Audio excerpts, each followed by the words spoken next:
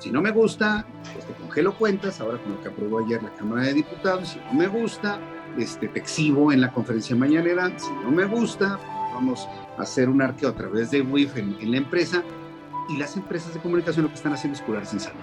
Según yo, lo había dejado perfectamente bien. Al día siguiente, qué regañada me puso. Me llamó a su oficina, me dijo, usted me va a presentar esto y mañana usted va a trabajar aquí. Siempre la idea de que quienes hacen radio no hacen buena televisión y que quienes hacen televisión bien no hacen buena radio.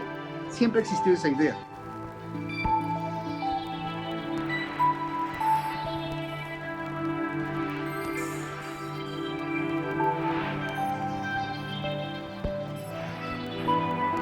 Nuevamente, amigos de la Academia Mexicana de la Radio, es un gusto saludarles a través de este medio en este año conmemorativo todavía de los 100 años de la radio en México. Estamos haciendo 100 entrevistas con personalidades del medio para que usted conozca diferentes perfiles, diferentes formas de hacer, ver y reflexionar en torno a este medio que sigue más joven que nunca y está en estos momentos viviendo un cambio en cuanto a medios y generacional muy, muy importante. En esta ocasión ya lo vio a usted, un periodista, un hombre que es surgido de la radio, ahora también lo ve en televisión, pero él comenzó en la radio, ha pasado por radioforas muy importantes y por conceptos noticiosos de primer nivel, de primer nivel.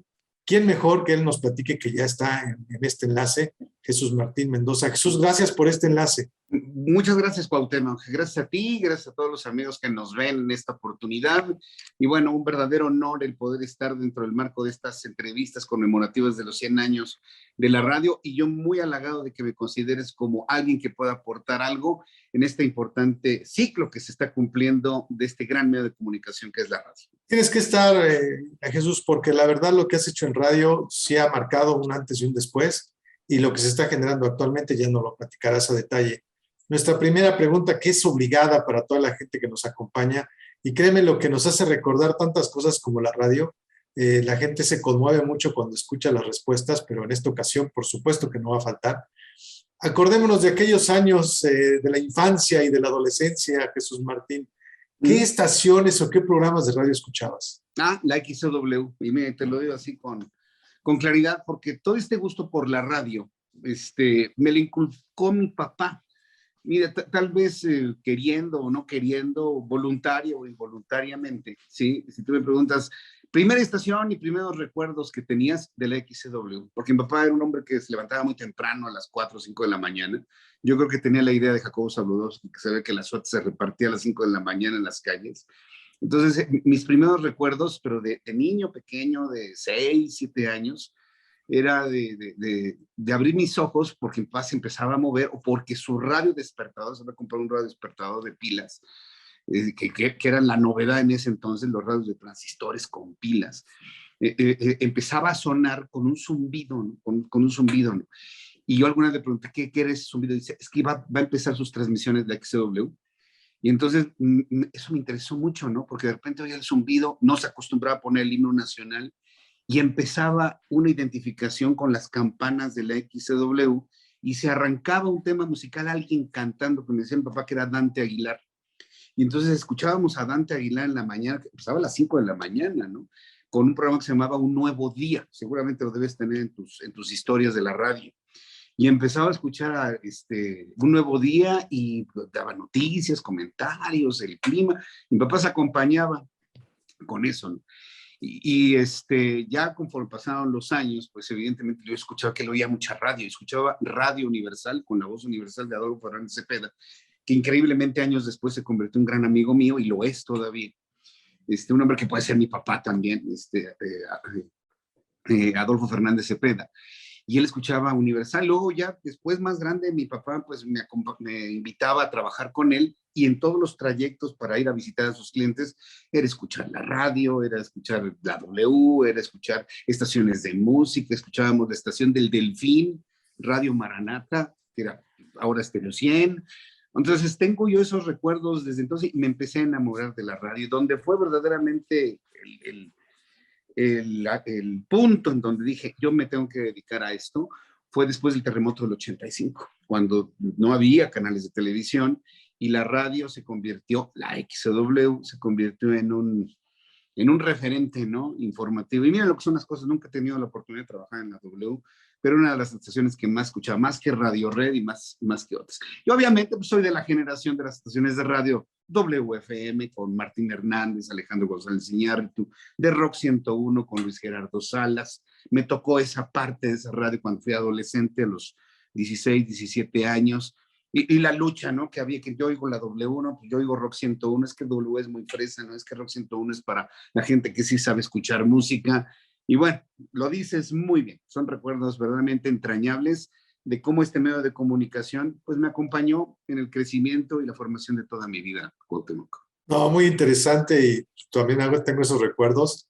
Somos casi de la edad, bueno, si no de la misma edad. Muy interesantes. Ahora, ¿en qué momento llegó la idea? Ya me lo dijiste con el temblor, pero ¿cómo buscaste tu carrera? ¿Estuviste en la Universidad Intercontinental? ¿Y cómo se dio ese salto ya?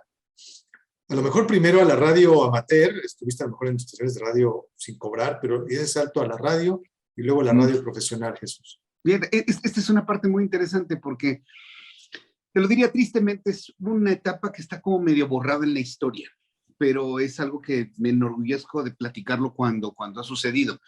Yo estando en la prepa, porque yo estuve en el Centro Universitario México, yo ya tenía la idea en la preparatoria o en el bachillerato de hacer algo de comunicación. Yo la verdad no sabía ni cómo, no sabía por dónde, le había dicho a mi papá me siempre muy apoyador de mi idea, pues adelante, ¿no? Él nunca me exigió hacer lo que él quería, ¿no? Entonces, estando con mis compañeros en sexto de prepa, ¿sí? Yo tuve un compañero que hoy es un hombre muy importante en los medios de comunicación, que es Ernesto Castillo, que fue director de Edelmol, y me acuerdo que platicando con él me dice, oye, fíjate que yo ya estaba enamoradísimo de la radio, previo en mi adolescencia y mi infancia me fui hasta diexista. Entonces, mi papá tenía un radio de onda corta y un radio de frecuencias de FM que me encantaba escuchar. Yo sabía que iba a hacer algo de radio. Entonces me dice este amigo, oye, Ernesto Castillo, fíjate que me enteré que en la Universidad Intercontinental, porque yo andaba que quería entrar a la Ibero, me dice, en la UIC Intercontinental hay una estación de radio. Yo, ¿de verdad? Sí, hay una estación de radio de universitarios, a lo mejor podría eso ayudarte. Dice, yo me voy a inscribir ahí. Pues nos fuimos juntos a pedir informes a la universidad, me gustó el plan, las colegiaturas estaban menos caras que en la Ibero, le dije a mi papá, oye, ¿me ayudas con esto? Sí, como no, si tú quieres, está muy lejos de la casa, pero si tú quieres, pues adelante. Y efectivamente, pues entré a esa universidad y me di cuenta que efectivamente los estudiantes del sexto semestre, pues habían inaugurado una estación de radio muy chiquitita, con un cable desde los estudios de radio de la universidad a la cafetería, pero tenían su barra de programación. Y pues ya ahí, fíjate, te lo cuento así de manera resumida porque es una historia muy larga. Conocí otros amigos que también se enamoraron de la radio. Fabio Alejo, gran amigo mío, hijo de Jaime Alejo Castillo, estuvo en Televisa durante muchos años. Entonces él tuvo una idea más grandiosa. Vamos a ponerle transmisor a esta estación de radio. ¡Bam!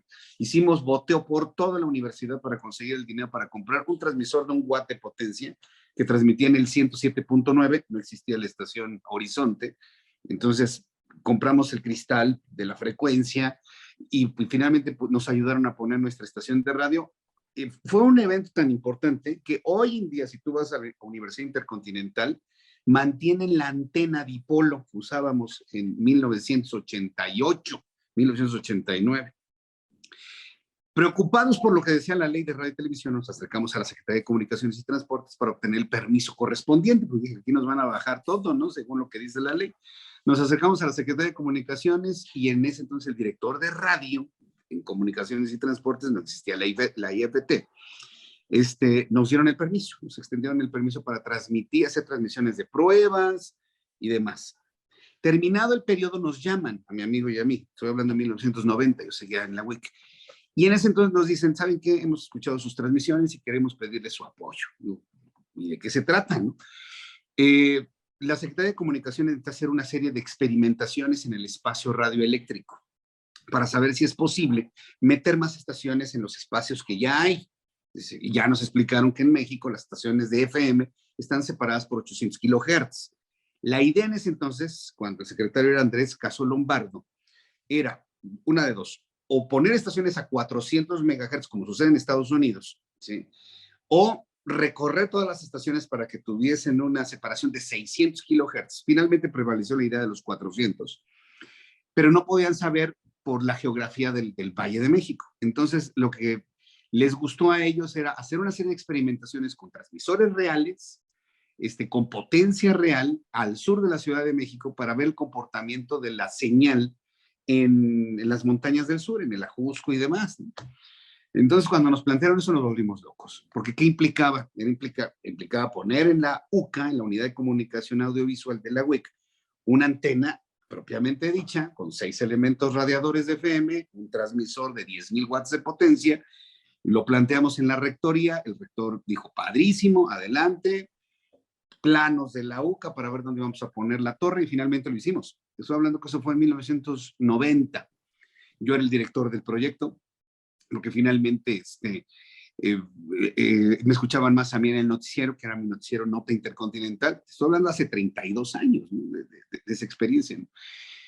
Y finalmente se puso, se instaló, hicimos una barra de programación y la UEC transmitió con 10,000 watts de potencia en el 90.9 de FM, y las siglas de identificación eran XHSST, señal 90.9, son las siglas de la Secretaría de Comunicaciones y Transportes, y la Universidad Intercontinental transmitimos ahí durante 3 o 4 meses. Cuando empezó el ciclo escolar en agosto de ese año 90, terminaron las experimentaciones, tenemos noticieros, programas de música, programas de comentarios, de entrevistas, de todo absolutamente, ¿no? Yo salí de la universidad, sí, porque a Fabio y a mí nos habían invitado a trabajar a Grupo ASIR, ahí es donde yo empecé, en Grupo ASIR en 1990. Y bueno, pues salimos de la universidad, yo dejé la universidad pausada en ese momento, porque dije, yo esta oportunidad no me la pierdo, sí, y quienes se quedaron, pues ya no lograron mantener el proyecto, y tampoco a la rectoría le interesó, y esa frecuencia la perdimos en la wiki, que posteriormente, cuando llega Vicente Fox en el año 2000, ese permiso de frecuencia lo dan a la Ibero. La Ibero se acercó con nosotros para conocer y hacer un recuento de toda nuestra experiencia. El profesor Villalobos apellida, ¿sí? Que fue director en ese entonces de la 90.9 de la Ibero. Y ya, pues esa fue la historia. Finalmente hoy la frecuencia es de la Ibero. No le interesó, no visualizó, no vio el mantener ese permiso. Pero la experiencia que nosotros tuvimos fue muy buena, porque finalmente esas experimentaciones resultaron, como 10, 15 años después, en la autorización de nuevas concesiones a 400 kilohertz.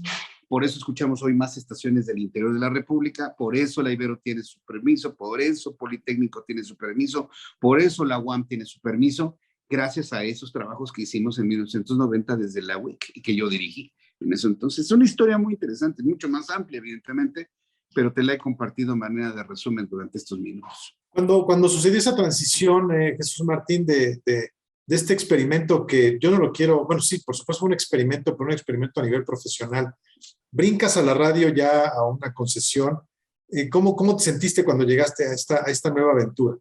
Pues fue ver la vida real, ¿no? Porque mientras yo era el director acá en la WIC del proyecto, pues llegué a Grupo ASIR, sí, asistiendo al programa de Jaime Alejo Castillo, pero ya en el área de noticias llegué a cortar cables. O sea, esa fue la realidad. Digo, no existía nada de computadoras, nada absolutamente. Teníamos los teletipos, el guión para Panoramas se hacía con mimeógrafo, seguramente lo recuerdas, con tinta de alcohol y demás, y con una manivela, lo aprendí a hacerlo. Llegaba la información de los teletipos que teníamos de Notimex, teníamos de AFP, y creo que Reuters teníamos. Entonces a mí me tocaba, pues, ir cortando los cables e irlos seleccionando, porque todo llegaba revuelto, ¿no? Entonces llegaba cable de deportes, cable internacional, y en internacionales, Latinoamérica, Europa, noticias nacionales, y en las nacionales, este es de economía, este es de política, y entonces ese era el banco de información de los productores de los guiones, ¿no? A ver qué noticias hay que han estado llegando. Me acuerdo que a mí me encargaron ahí el poder instalar el novedosísimo teletipo de la información de los índices de contaminación ambiental en el 92, Entonces ahí lo instalamos ahí donde había y cómo llegaba. Entonces yo me encargaba de la asistencia de producción a nivel noticias. Poco a poco fui avanzando en Grupo ASIR, ¿no? Pero sí, con eso empecé, ¿eh? Y haciendo café y trayendo café, llevando agua Oye, y yendo Martín, al banco.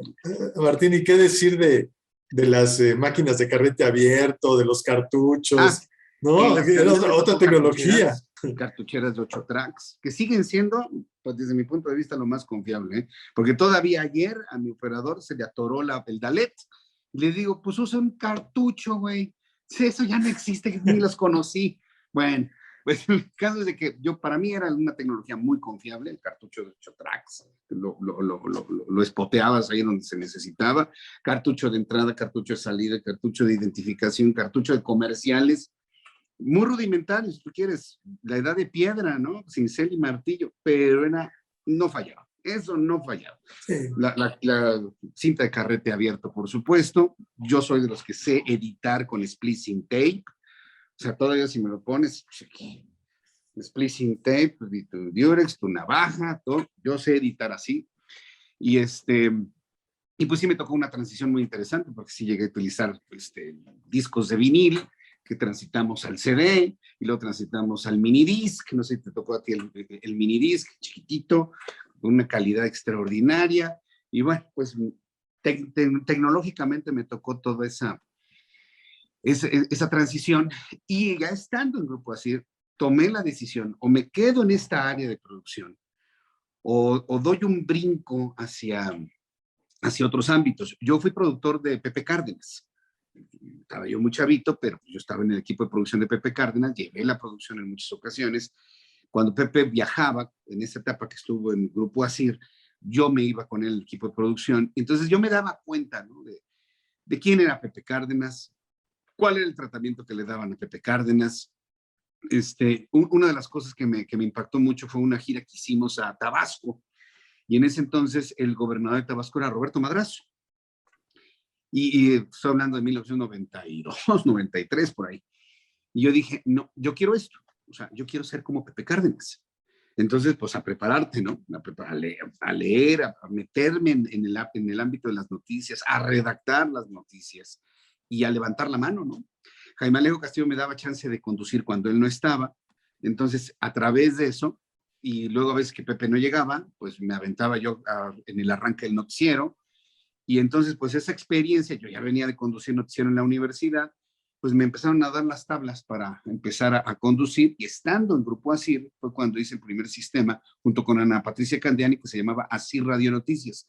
Puedo decir que ese fue ya mi proyecto, porque Ana Patricia se fue a Miami, yo me quedé con él, y fue en ese entonces, 1994, 95, que empecé yo con un programa de noticias los sábados en la mañana, cosa que todavía mantengo hasta la fecha. Y ahí empecé con Así Radio Noticias los sábados en la mañana, empezaba a las 7 de la mañana y terminaba a las 9. Y pues esa historia se mantuvo posterior en mis siguientes experiencias en la radio.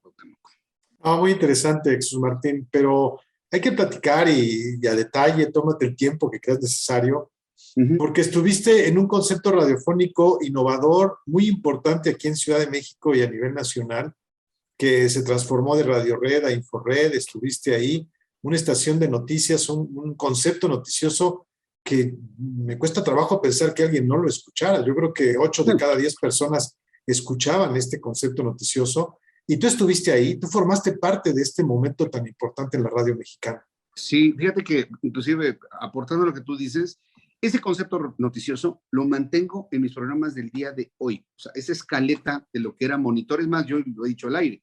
Este programa que tengo aquí en el Heraldo Radio es el nieto de Monitor, lo he dicho, porque tuvo un hijo que se llamó la red de Radio Red, y que tengo, yo lo considero como el nieto de Monitor. Mantengo la misma línea, la misma idea, la misma escaleta, claro, con algunas renovaciones propias del tiempo, ¿no? Pero es la misma idea. Todo tiene un ciclo, Cuauhtémoc. Las cosas ahí en Grupo ASIR empezaron a cambiar desde el punto de vista directivo, se fueron algunos directores, llegaron algunos nuevos, y evidentemente yo veía que mi ciclo estaba terminando ahí. Y yo dije, bueno, pues de aquí tengo que brincar al mejor lugar de la radio, que es Radio Red, ¿sí? O sea, yo tengo que trabajar en Radio Red, y ahí es donde interviene aquí nuestro buen amigo Martín Espinosa. porque yo lo busqué, lo contacté, yo lo escuchaba en su noticiero de las tardes, cuando regresaba de mi trabajo a casa, me gustaba escucharlo y dije, yo quiero ser como Martín. Y decidí buscarlo y le toqué la puerta, ¿sí? de buscar en el directorio, porque existía el directorio telefónico todavía, ¿dónde estaba Radio Red? Aquí está un teléfono, hablo, así, así. Quiero hablar con Martín Espinosa, un momento, me contesta, le dije quién soy, oye, pues ando buscando una oportunidad en Radio Red, me dice, háblame la siguiente semana.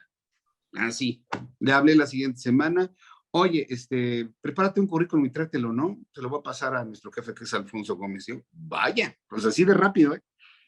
Así de rápido fueron las cosas. Yo me separo de Grupo ASIR el 19 de septiembre, me acuerdo por el aniversario del terremoto, del 19 de septiembre del 96, y empecé a trabajar el 1 de octubre de 1996 en Inforred. Igual, también desde la base, ¿no?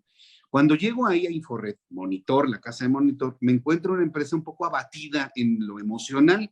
Yo les preguntaba a mis compañeros, ¿pero por qué están todos tan tristes? Es que ya se fueron las estaciones. ¿Y cuándo se fueron las estaciones? Hace 3 meses.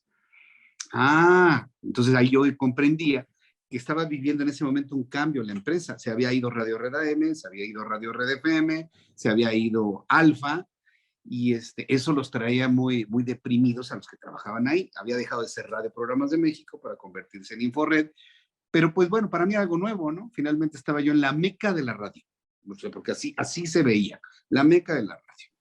Mi jefe, Alfonso Gómez, él decía, después de aquí no hay nada más, esta es la cumbre de la radio. Y sí lo era, ¿eh?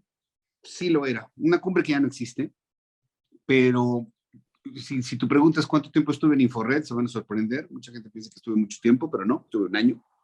Pero ese año haz de cuenta, fueron como 10, porque fue una escuela donde me di cuenta que todo lo que había aprendido de noticias en Grupo ASIR, pues era nada, ¿no? Que no había aprendido nada. Ahí la disciplina para la redacción, la disciplina para la ortografía, la disciplina para la puntuación, la disciplina para el criterio periodístico eran elevadísimos. Hoy en día no existe un lugar como ese. Y una de las donde me di cuenta de que me faltaba todavía muchísimo después de 6 años de haber trabajado en Grupo ASIR fue don Miguel Aguirre Castellanos, que seguramente te acuerdas, ¿no? Que él daba los deportes con José Gutiérrez Vivo. Me habían dejado la importantísima tarea de dejarle su corte informativo a don Miguel. Yo no sabía, un compañero que era productor me dice, tienes que ser muy, muy preciso en tu redacción, porque si no, te van a correr. ¿Cómo que te van a correr? Bueno, está bien, pero dije, pues yo me la aviento, ¿no? Y así de tener que esperar su llamada en la noche, suena el teléfono, ¿sí? Habla Miguel Aguirre Castellanos. Señor Mendoza, sí, por favor anote. Y se aventaba su guión. O sea, yo dictado tipo universitario, pero peor, ¿no? Porque tenía que seguirlo, yo escribiendo, no se detenía. ¿Lo tiene, señor Mendoza? Sí, ok, muy bien. Necesito mi corte para mañana temprano con las notas que usted vea. Y ahora, a revisar. Según yo lo había dejado perfectamente bien. Al día siguiente, qué regañada me puso. Me llamó a su oficina, me dijo, usted me vuelve a presentar esto y mañana usted ya no trabaja aquí. Le digo, ¿pero qué pasó? Le faltó una coma. Aquí va un punto, aquí va un acento y todo así como escuela, así subrayado, así en color rojo. Yo no quiero que me vaya a presentar un corte con toda esta cantidad de errores, si no, usted ya no trabaja conmigo. Digo, está bien, don Miguel, no se preocupe. Por lo demás, bien, pero les platico esta anécdota porque eso nos da una idea de lo que era. Yo tuve compañeros que por haberse equivocado del color de una hoja, porque él tenía su guión con diferentes hojas de color, ¿no? Las azules eran internacionales, las rosas eran financieras, las amarillas eran nacionales. Si alguien se equivocaba de color, o lo castigaban, lo suspendían, y más de uno fue corrido por cosas un poco más graves, ¿no? Entonces yo así temblando, ¿no? Porque dije, la torre. Al día siguiente, evidentemente, había un 10%, bueno, un 10% de los errores que había tenido. Me dice, mucho mejor, mañana no quiero ninguno. Señor Mendoza, deje de fumar. Lo fumaba. Ya no fume, se va a morir. Ya no fume, ya no fume. Y ya pues dejé de fumar, ¿no? Cosas así que dice uno, increíble. Y la verdad es que sí lo recuerdo y lo recuerdo con mucho gusto, por eso digo que fue una escuela, ¿no? Me dieron la oportunidad de conducir metropolitanos, que eran los noticieros a la hora, porque igual, ¿no? En este negocio hay que estar listos en el momento, que no llegó el conductor, que no encuentran a Paco Correa, paz Jesús Martín, y pues a leer el metropolitano, ¿no? que no va a haber conductor en noticiero en la mañana, yo lo hago. Tuve la oportunidad de ser un monitor de 25 de diciembre, porque no acostumbraban trabajar en 25 de diciembre ni en 31, perdón, el 25 ni el 1 de enero, ¿no? Entonces yo levanté la mano, yo lo hago. Y salió muy bien y fue una gran experiencia. Una de las cosas más maravillosas que me pasó es que ahí conocí a mi esposa. Ella llegó a trabajar como redactora de la noche, nos conocimos, nos enamoramos, nos casamos y estamos felizmente casados hasta este momento. Entonces fue una de las cosas que también recuerdo con mucho cariño y mucho amor de mi estancia por Inforred. Tú viviste también esta transición. Radio Red tenía toda una infraestructura, helicópteros, motocicletas, enlaces internacionales, todo, o sea, lo que necesitabas estaba ahí. Sí. Y de repente llegan las nuevas tecnologías, ahora estás en un programa de radio, ahorita hablamos de tu programa de televisión, pero ese cambio, ¿cómo te sirvió o cómo lo sentiste o cómo lo percibes ahora, Jesús Martín? Pues era un cambio necesario, fue un cambio de época, porque sí, efectivamente, o sea, Monitor tenía toda la infraestructura, pero también no creas que era un ejército de personas, ¿eh? Más bien era una infraestructura muy bien organizada, con gente muy bien seleccionada. ¿Cuántas personas había internacionales? Una. ¿Cuántas personas había en nacionales coordinando a todos los corresponsales? Una. Y a lo mejor tenía 2, 3 asistentes, 3 redactores. No éramos una empresa de muchísima gente, para nada. Lo que pasa es que sí era gente muy buena, muy bien seleccionada, muy puntual en su trabajo, y teníamos todo. ¿Quién coordinaba los reporteros urbanos? Uno. Sí, tenía todos los reporteros del reporte vial, sí, con sus motocicletas y demás. ¿Quién se encargaba de los locutores? Uno con su secretaria, ¿no? Que el señor Molina y la señora Martita. Entonces, fue un cúmulo de gente muy talentosa lo que ahí había. ¿Por qué menciono esto? Porque cuando se da la transición, ¿sí?, hacia Grupo Radio Centro, yo salgo de Inforred, dejando que era Inforred, me invitan en Grupo Radio Centro a unirme a Formato 21, porque pues Formato 21 necesitaba una renovación, como que querían ser, nunca lo fueron, la competencia de Monitor, nunca lo fueron, fue un sueño guajiro, pero una de las cosas era, pues, a ver, trate a Jesús Martín, me mejoraron mucho la percepción económica, por eso no tuve ninguna duda. Yo le dije a mi jefe en Monitor, me están ofreciendo 3 veces, no se cae. ¿Puedes tú mejorármelo, igualármelo? Me dijo que no. Si tú quieres irte, pues yo no tengo ningún inconveniente, y decidí dar ese brinco, porque pues ya no era la empresa proveedora de noticias, ¿no? Ya era el grupo radiofónico, que además de tener estaciones habladas, tenía estaciones musicales, en ese entonces Grupo Radio Centro era un monstruo. Estoy hablando en 1997, era un monstruo en todos los sentidos, ¿no? Y pues Monitor seguía dando sus servicios informativos con Gutiérrez Vivo hasta que vino el truene, hasta que vino el quiebre, que todos recordamos en 2003. Vimos en 2003 cuando truenan las negociaciones, fueron unas negociaciones, seguramente lo recuerdas, donde en el 98 firman un convenio Grupo Radio Centro con Gutiérrez Vivo, en donde le pagaron $16 millones por adelantado para servicios informativos durante, creo que 20 años. Finalmente no se ponen de acuerdo, viene la transición esta política que vivimos en México, gana Vicente Fox en el año 2000, no tiene buena relación Vicente Fox con Gutiérrez Vivo decide lanzar o destapar a Andrés Manuel López Obrador. Fíjate, desde entonces tenemos esta pesadilla, y fue precisamente el destape que hizo Gutiérrez Vivo, más los problemas que tenían de audiencia, porque había bajado mucho la audiencia, lo que provoca que se le cierre el transmisor a Monitor. Le tocó a Gutiérrez, le tocó a Martín, adiós, se quedan con sus frecuencias de AM. Ya Radio Centro se había ya preparado contratando a Nino Canún, ya habían contratado a Jacobo Zabludovsky, que los tenían en la 69, y es cuando bajan el switch, cuando finalmente los ponen a ellos, ¿no? Yo ya tenía mi noticiero en grupo ASIR, en Grupo Radio Centro, pero en el 10:30 de AM, en Radio Centro, en el 10:30 se llamaba Desde el Centro de la Noticia. Y a mí también en el 2005 me llaman a conformar ya la parte de los noticieros de ya toda la barra, ¿no? En la mañana estaba Nino Canún, todavía no llegaba Sergio Sarmiento llegó hasta el año 2005 junto conmigo.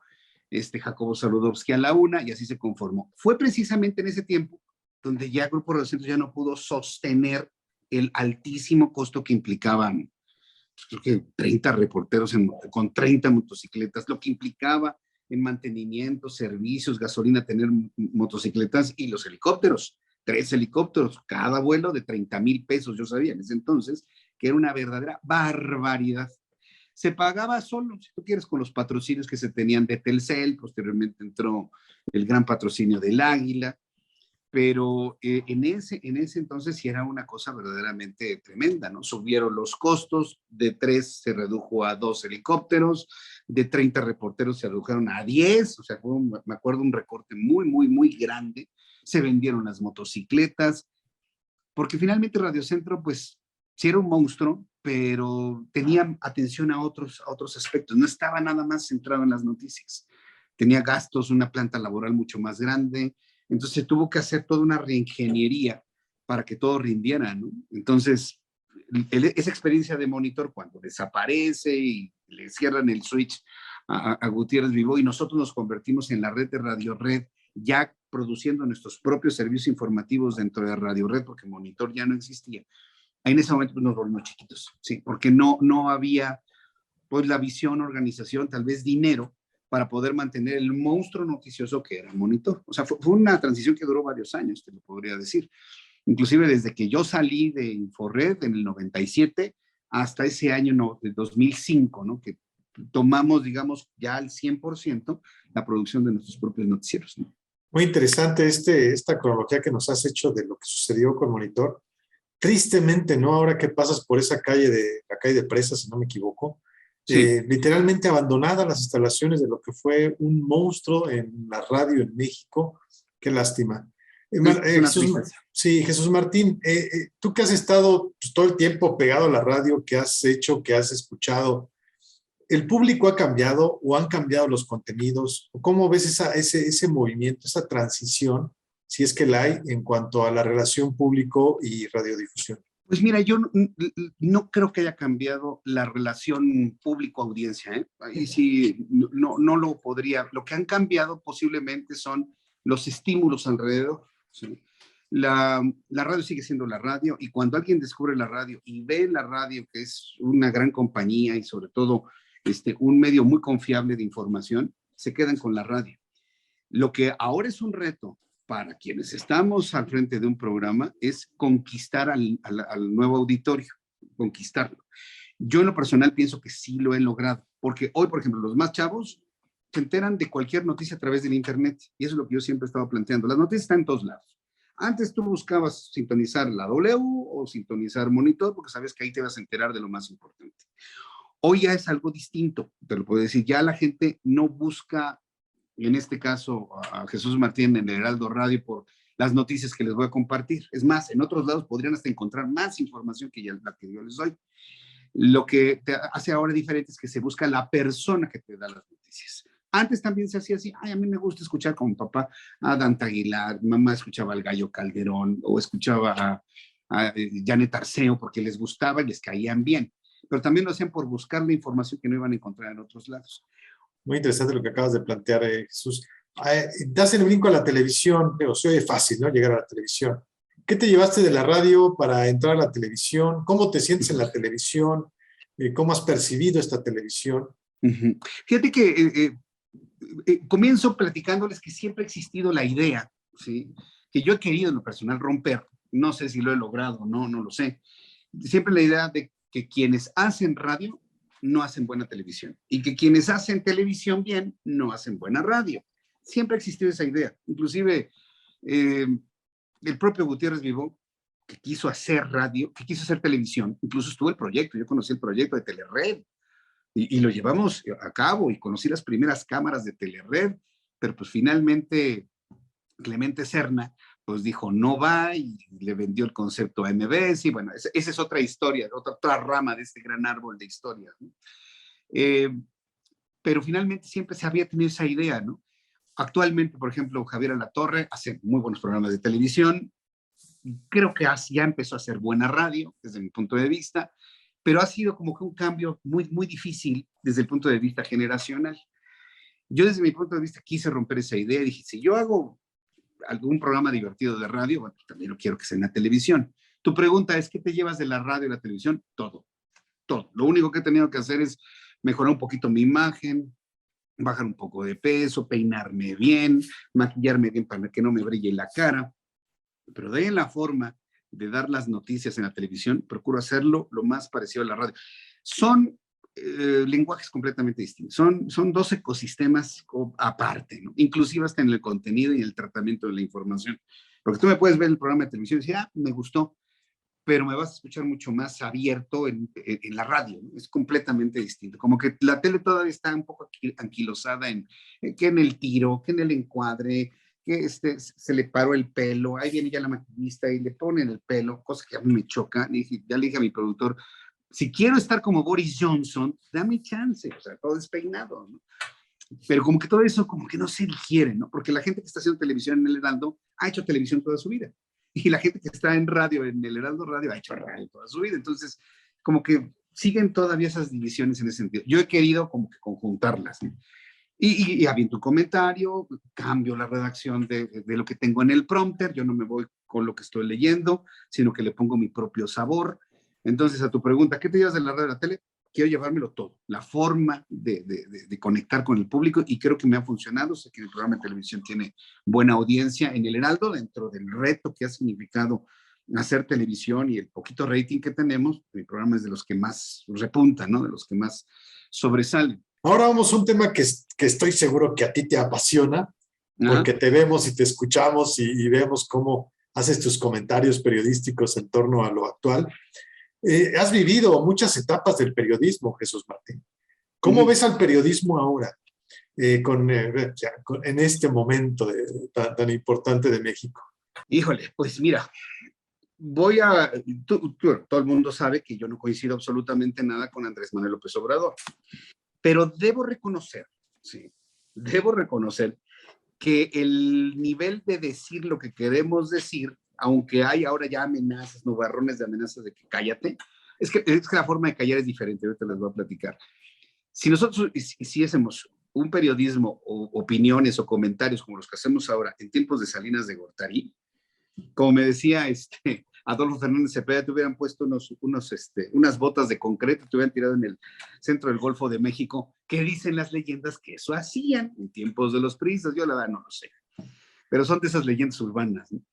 El asunto es que sí debo reconocer que actualmente se pueden decir muchas cosas, pero al mismo tiempo hay una autocensura otra vez y un acotamiento para que no se despierte el tigre. Hasta este momento, por ejemplo, yo que sepa, nunca me han hablado de gobernación o de presidencia. Pues, oigan, que Jesús Martín le baje, ¿no?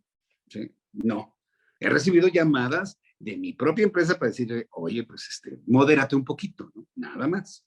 Como una especie de, sí, como una especie pues de prevención, ¿no? De prevención. Ya lo estamos viendo ahora con el tema del acoso que hay hacia latinos y hacia Carlos Loret de Mola, a través de una serie de iniciativas que se buscan presentar, que lo único que buscan, ¿sí? Lo único que están buscando es sí controlar lo que se dice, pero ya no en la llamada telefónica, sino, si no me gusta, pues te congelo cuentas, ahora con lo que aprobó ayer la Cámara de Diputados. Si no me gusta, te exhibo en la conferencia mañanera. Si no me gusta, nos vamos a hacer un arqueo a través de WIF en la empresa, y las empresas de comunicación lo que están haciendo es curarse en salud, estar bajando los niveles de comentario y de crítica, pero de los medios tradicionales, radio y televisión, prensa, si tú quieres. Pero, por ejemplo, quienes tienen canales de YouTube que están completamente fuera de toda regulación, ahí sí se dejan ir con todo, ¿no? Evidentemente es Latinos, que es Atípica el TV de Carlos Alarraqui, entre algunos otros esfuerzos. Entonces, si me preguntas la comparación entre la forma de hacer las cosas de ayer y hoy para el control de la información, pues la intención es la misma, aunque las formas son distintas, ¿sí? Porque en tiempos de Salinas de Gortari, por ejemplo, como anécdota, yo creo que todos recordamos en 1990, el Ejército Zapatista de Liberación Nacional apareció en enero del 94. Esto fue en el 95 cuando apareció otro grupo beligerante que se llamaba EPR, LP de Michoacán, seguramente alguien lo recordará. Entonces, no recuerdo exactamente en qué mes apareció, fue en 1995. Pepe Cárdenas estaba al frente del noticiero de la tarde, de Panorama de la tarde en ese entonces, o era Vector 21, ya no me acuerdo el nombre del noticiero. El caso es que llega conmigo y me dice, vamos a sacar la arenga, vamos a sacar lo que está pasando en Michoacán. Pues ya empezamos a transmitir y Pepe con su energía que me gusta mucho y de alguna manera me ha inspirado también la energía que yo tengo, porque finalmente muchas personas me influyeron en mi estilo, y va sonando el teléfono de la redacción. Y yo me tocó contestar, sí, noticias, ¿quién habla? Digo, pues habla Jesús Martín Mendoza. ¿Usted quién es? No, pues yo soy el productor de Pepe Cárdenas.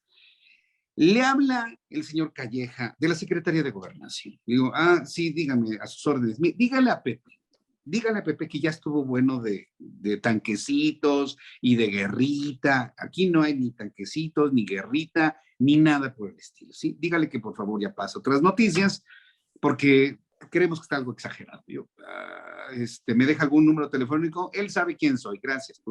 Ya le dije a Pepe acaba de hablar un señor de apellido Calleja, que después yo lo conocí y nos volvimos buenos amigos. Y que hablaba de gobernación y que ya le bajes a lo de... Dice, ¿te dijo eso? Digo, sí, ok, está bien. Dejamos el tema a un lado y él ya se comunicó con él. Pero esas eran las formas de antes. Hablaban, a mí me tocó, te hablaban de gobernación directamente, para decir que ya ni pasaban por el director, ni mucho menos. Ya posteriormente, precisamente en ese tipo de controles, Pepe tuvo muchos problemas con los directores de Grupo Así, precisamente porque dio también una nota, no recuerdo de qué, creo que de narcotráfico, y eso provocó su salida, ¿no? Porque ahí en esa ocasión ya hablaron directamente a la presidencia del grupo, para decir, oigan, pues échenos la mano, ¿no? Y bueno, entonces fueron cosas que me tocó también vivir en el 96 bastante duras, ¿no? Entonces, hago estas anécdotas para mostrar la comparación que había de antes al día de hoy, ¿no? Entonces, sí, la intención sigue siendo la misma, de no decir las cosas incómodas, pero la forma es la que está cambiando, ¿eh? Es la que está cambiando. Sí, y vaya las formas que ahora tienen, como bien lo has ilustrado. Has contextualizado muy bien y has explicado muy bien cómo en cada momento de estos periodos gubernamentales, pues la situación Sí. sigue siendo la misma. Jesús Martín, me gustaría platicar muchísimo más contigo porque tienes cualquier cantidad de anécdotas, pero ¿con qué te quedarías de la radio? ¿Con qué te quedarías de esta charla? ¿Qué ha significado para ti este medio de comunicación? Pues mira, ¿qué significa la radio en mi vida? Pues es mi vida. Tengo más años haciendo radio que de vida. O sea, si hago las matemáticas correspondientes, ya tengo más tiempo haciendo lo que hago profesionalmente que el tiempo que tengo de vida, más de la mitad de mi vida. Por lo tanto, yo vibro, lato con este medio de comunicación. Por lo tanto, es un medio que debemos salvar, es un medio que debemos siempre procurar. Yo siempre he pensado que la radio es como los libros. Decían que con el advenimiento de Internet los libros iban a desaparecer. No. Y yo pienso que la radio tampoco va a desaparecer. Desapareció más rápido la televisión como la conocíamos que la radio, para empezar, ¿no? Hoy ya muy pocas personas ven la televisión tradicional de esperar el horario para ver un tal programa, noticiero de entretenimiento y te avientas todos los comerciales. No, hoy ya es completamente diferente. Pero en la radio todavía hay gente que sabe que a tal hora hay un programa y que lo escuchan y que, bueno, si ya no lo pueden escuchar, lo escuchan después, cosa que nos da la ventaja de la tecnología, donde yo veo a las redes sociales y a la tecnología como un aliado de la radio, no como un competidor, sino como una herramienta adicional. Y yo pienso que así la tenemos que ver, que si salimos en Internet, en Twitter, en Facebook, es una herramienta adicional para que el público pueda verte un poco después. Pero yo pienso que la esencia del medio de comunicación va a prevalecer por siempre. Y yo me considero un amante, un adorador de la radio, sin duda alguna, sobre todo porque tiene esa capacidad de poderte crear imágenes, escenarios, con el simple hecho de tener voz y tener vocabulario y tener un poco de cultura, y con eso puedes generar imágenes más impactantes que las que te puede dar la televisión o el cine, desde mi punto de vista. Por eso creo que es un medio muy importante, porque aún todavía en este momento nos detona la imaginación, inclusive cuando hablamos de las noticias más terribles que nos han acontecido últimamente, mi querido Cuauhtémoc. Totalmente de acuerdo contigo, Jesús Martín. La radio es otro mundo, la radio te crea imágenes que afortunadamente a veces en momentos tan álgidos pueden ser un poquito más ligeritas de lo que se puede ver en la pantalla de televisión. Tenías que estar entre estas 100 personalidades de la radio en México, no podías faltar. Sabemos de tu trayectoria, ahora que nos la has explicado y nos la has detallado, pues la verdad quedamos todavía mejor sorprendidos y qué bueno que nos lo has compartido a toda la gente de la academia y a la gente que tiene la oportunidad de conectarse a través de esta vía. La Academia Mexicana de la Radio es tu casa. Muchas Cuando gracias. gustes, lo que se te ofrezca, eres bienvenido y gracias por haber aceptado esta entrevista, Jesús Martín. No, gracias a ustedes por interesarse y considerar que puedo aportar algo para estos 100 años de este gran medio de comunicación. Muchísimas gracias, Cuauhtémoc.